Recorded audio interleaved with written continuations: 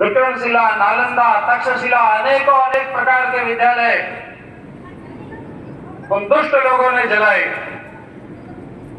अभी इन्होंने बताया था आदरणीय डॉक्टर यशपाल जी ने, मेघालय की शिक्षा पद्धति के कारण वो थोड़े तेज तर्रार थे, उनको लगा कि केवल पुस्तकालयों को जलाने से कुछ नहीं होगा जब तक इनके मन को चेंज बदल नहीं दिया जाएगा, मन परिवर्तन नहीं होगा। मेघालय ने अपने बात को जो पत्र लिखा उसमें लिखा कि आने वाले 30 वर्षों में ही मैं इस प्रकार के लोगों की एक पीढ़ी तैयार कर दूंगा जो देखने में तो भारतीय होगी, हिंदू होगी, लेकिन उसका मन यह पूरी तरह से अंग्रेजों के अधीन होगा। उसका परिणाम क्या हुआ? 1857 की जब आजादी स्वतंत्रता का आंदोलन हुआ उस समय भारत का कुल क्षेत्रफल 83 लाख वर्ग किलोमीटर था, 83 लाख वर्ग किलोमीटर। लेकिन जब हमको स्वतंत्रता मिली 90 वर्ष बाद 1947 में भारत का क्षेत्रफल मात्र 33 लाख वर्ग किलोमीटर रह गया। क्या कारण था? ईसा मसीह के 327 साल पहले के आक्रमण से लेकर के 1857 की क्रांति तक हमारे पास 83 लाख वर्ग किलोमीटर जमीन ये बची। और ऐसा क्या हो गया कि 90 वर्षों में हमको 50 लाख वर्ग किलोमीटर अपनी धरती ये छोड़ देनी पड़ी। तो सीधा सीधा ध्यान में आता है कि वह शिक्षा पद्धति जिसने इस भारत की युवा पीढ़ी को, भारतीय समाज को इसकी आत्मा से काट दिया, इसकी जड़ों से काट दिया। वह धरती हमारे पास क्यों थी? कई बार मैं विचार करता हूं कि क्या कारण था हाड़ी रानी का? क्या उसके मन में आकस्मिक आया था कि रतन सिंह चुंडा वह सरदार है, अपने युद्ध के इस धर्म से विमुख हो रहा है, इस विमुख होते हुए पति को अगर रास्ते पर लाना है तो अपनी आत्माहुति आवश्यक है। अचानक किसी के मन में नहीं आता। और वह समय जब उनका विवाह तो हुआ ही था, कुछ ही समय बीता था। ऐसे विवाह के काल में जब माँ बाप तक याद नहीं आते तो परकीय लोग, धरती, स्वधर्म, इसको स्मरण करना भी बड़ा कठिन रहता है। क्या कारण था वह? जब भामाशाह को लगा कि अब मेवाड़ की धरा संकट में, तो जिंदगी भर की 7 पुस्तों की कमाई हुई धन को ला करके न केवल धन दिया, अपने पुत्र सहित नंगी तलवार लेकर के महाराणा को कहा, चलिए युद्ध में केवल धन नहीं देंगे, इस शरीर को भी अर्पित करेंगे। क्या वह कारण रहा होगा? जब महर्षि दधीची ने, जब उनसे कहा गया कि आपकी हड्डियों से ही अब यह वृत्रासुर मारा जा सकता है, तो सहज रूप से अपने प्राणों को अपने आप अंत करके और अपनी हड्डियों का दान देकर के वज्र बना करके इस धरती को राक्षसों से मुक्त कर दिया। वह कौन सा कारण रहा होगा भगवान श्री राम और लक्ष्मण के सामने? जब उनके गुरु उनको मांगने के लिए आए तब उनके गुरु ने सहर्ष बिना माँ बाप की अनुमति के राम और लक्ष्मण को ले जाने के लिए दे दिया और वहां जाकर के संकल्प किया, निश्चल हीन करूं मही, भुज उठाई प्रणकीन। इन सब बातों में एक ही बात ध्यान में आती है। हमारे यहाँ की माताएं अपने पुत्रों को जब सुलाती थी तो कौन से गीत सुनाती थी? तो केवल एक ही गीत सुनाती थी जो राजस्थान में प्रचलित है, इला न देनी आपनी हालोरी हुलराय, पूत सिखावे पालने मरण बढ़ाई माए। बेटा, तेरा जीवन मुझे उस कीमत पर बिल्कुल भी स्वीकार नहीं है जब तुम्हारी धरती तुम्हारे हाथों से जा रही है, जब तुम्हारे सामने तुम्हारी माँ, बहन, बेटी, अबलाओं की इज्जत लूटी जा रही है, जब तुम्हारे सामने लोग भूखे सो रहे हैं, जब तुम्हारे सामने दुष्टों का नंगा नाच चल रहा है, तब मुझे तुम्हारा जीवन नहीं चाहिए, मुझे तुम्हारा मृत शरीर चाहिए, उनकी रक्षा के लिए अर्पित होने वाला यह शरीर चाहिए। जब यह विमर्श चलता था, जब माताएं अपने पुत्रों को सब पालने में झुलाते समय इंजीनियर और डॉक्टर बनाने का स्वप्न नहीं दिखाती थी, अत्यधिक धन कमा करके उनके साथों सुख की कल्पना को वो स्वप्न में दिखाती थी। वो केवल एक ही बात कहती थी, इस धरती के लिए और इस मातृभूमि के लिए मर जाना ये तुम्हारे इस जीवन से अधिक श्रेष्ठ कर है। मैं भी कथा सुन रहा था चौधरी लटूरी सिंह जी की।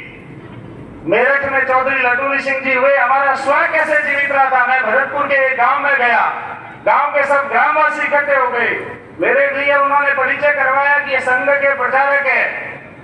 तो उन्होंने कहा चलो आप प्रचारक हो तो थोड़ा हमारे बीच में प्रचार प्रसार करो।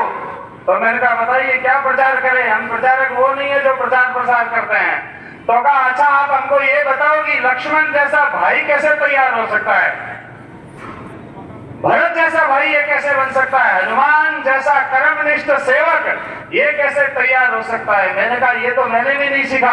तो उन्होंने कहा फिर तुम क्या प्रचार करते हो। वो सब गांव के लोग बैठे और रामचरितमानस की दोहावलियों में से ऐसे दोहे निकाल निकाल करके कहे उन्होंने कि अगर इन दोहों को गांव में बैठ करके सामूहिक रूप से इनका वाचन किया जाए तो जो जो भाई के रूप में बैठा है वो सब भरत और लक्ष्मण के रूप में, हनुमान के रूप में तैयार हो जाएंगे। मुझे लगा कि भारत का जो स्व है वो कहाँ है। लटूरी सिंह जी ये मेरठ में इनका स्वभाव था, बहुत अधिक धनवान थे और अपने उस स्थान पर वो राजा भरतरी की कथा का आयोजन करवाया करते थे। एक बार ऐसा अवसर आया लटूरी सिंह जी को ही स्वयं राजा भरतरी का मुख्य भूमिका निभाने का एक अवसर आ गया और जब उन्होंने उस भूमिका के अंदर आए तब उन्होंने अपने आप पर विचार किया कि जिंदगी भर मुझे क्या भरतरी का नाटक ही करते रहना है या इस जीवन में आया हूं तो एक बार भरतरी बनना भी है।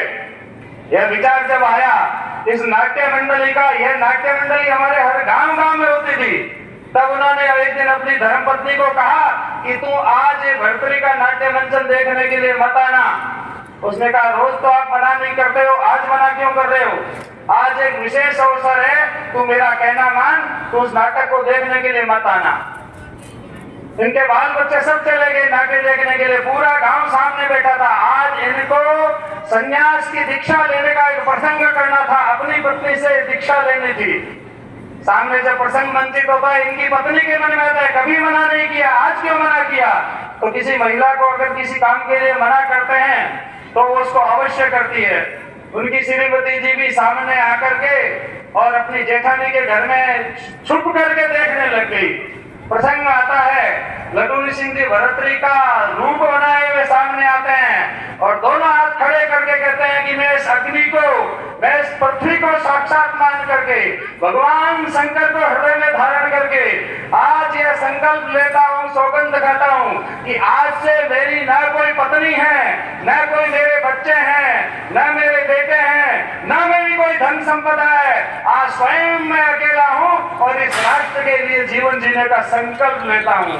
इतने में इनकी भाभी बोल पड़ी, अरे लटूरी तुम्हारी घरवाली तो सामने बैठी है, तुम कैसे कह रहे हो तुम्हारी पत्नी नहीं है। शाम को घर लौट करके आई, पत्नी ने भोजन लगाया, मैंने भोजन करने से मना कर दिया और कहा मैंने तुम्हें मना किया था, आज तुम मत आना क्योंकि आज मेरे अंदर स्वयं शंकर आ गए थे और आज मैंने सबका त्याग कर दिया है, मैंने तेरा भी त्याग कर दिया। उन्हीं लटूरी सिंह जी ने मेरठ और उसके आसपास उनके नाम से 40 से अधिक इंटर कॉलेज शिक्षा की व्यवस्था है। वो भरतरी का नाटक नहीं किया उन्होंने, भरतरी को साक्षात जिया, जब तक जिए समाज क्षेत्र में जिए। हमारे भारत का विमर्श क्या है, मन क्या है, ऐसा जब मन रहता है तो ऐसे गांव गांव में लटूरी सिंह खड़े होते हैं। आज डॉक्टर उर्मिलेश जी ने और डॉक्टर यशपाल जी ने जो काम किया है, भगवान श्री कृष्ण ने गीता में उसको साक्षात कहा है, दातव्यम विधि यद्दानम दीयते अनुपकारिणे देशे काले च पातेत तद्दानम सात्विकम स्थिरतम। दान का महत्व क्या है, देश काल और परिस्थिति के अनुसार समय को भांप करके जिस समय जो आवश्यकता है उस समय उस आवश्यकता की पूर्ति करने के लिए जो दिया जाता है वही सात्विक दान है। आज उन्होंने अपने साक्षात आज देश काल परिस्थिति में आवश्यकता किसकी है, भारत में नई शिक्षा नीति आई है, विद्या भारती का तो स्थापना ही उस काम के लिए हुई। भारत की जो चिट्ठी है, भारत का जो मन है, भारत के लोगों का जो संकल्प है वो अंग्रेजियत के कारण खत्म होने की स्थिति में आ गया। उसको पुनर्जीवित करना,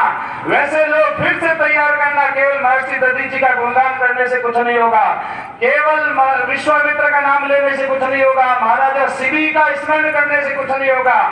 इन सब के सब ये जीवन में फिर से लौट करके आने चाहिए। ये काम विद्या भारती कर रही है ऐसे दान दाताओं के कारण। और कहा भी है देह धरे का धर्म है देह देह कछु देह, यह देह चली जाएगी, कौन कहे देह मांगा उसी से जाता है जिसके पास यह देह होती है।